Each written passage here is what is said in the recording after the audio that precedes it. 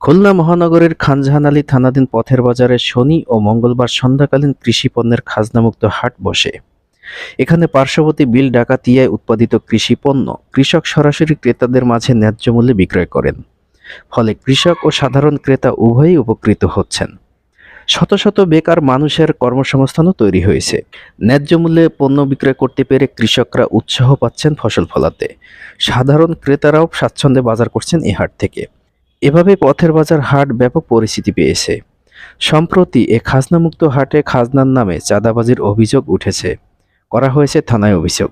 তথ্যানুসন্ধানে জানা যায় ২০২১ সালে পথের বাজার বণিক সমিতি নির্বাচনে ইখতিয়ার হাসান মাওলা সভাপতি নির্বাচিত হয়ে পথের বাজারের হারানো জৌলস ফিরিয়ে আনতে ও বেকার যুব সমাজের কর্মসংস্থানের লক্ষ্যে শুরু করেন সন্ধ্যাকালীন কৃষি পণ্যের খাজনামুক্ত হাট। তবে এখানে আলোর ব্যবস্থা ও পরিষ্কার পরিচ্ছন্নতার জন্য ক্লিনারের প্রয়োজন হওয়ায় বিদ্যুৎ বাবদ ১০ টাকা ও ক্লিনার বাবদ ৫ টাকা, সর্বমোট ১৫ টাকা আদায় করা হতো। কিন্তু ইদানিং এই হাটে দোকান প্রতি ৩০ টাকা থেকে ৫০ টাকা তোলা হচ্ছে খাজনার নামে। এতে বিড়ম্বনার শিকার হচ্ছেন সাধারণ কৃষক ও দোকানিরা। পথের বাজার হাটের প্রতিষ্ঠাতা ইখতিয়ার মাওলা বলেন, এখানে খাজনার নামে যে চাঁদা আদায় করা হচ্ছে তা সম্পূর্ণ অবৈধ। এক শ্রেণীর প্রভাবশালীরা এ চাঁদা আদায় করছে। এ ব্যাপারে খানজাহান আলী থানায় একটি অভিযোগ দায়ের করা হয়েছে।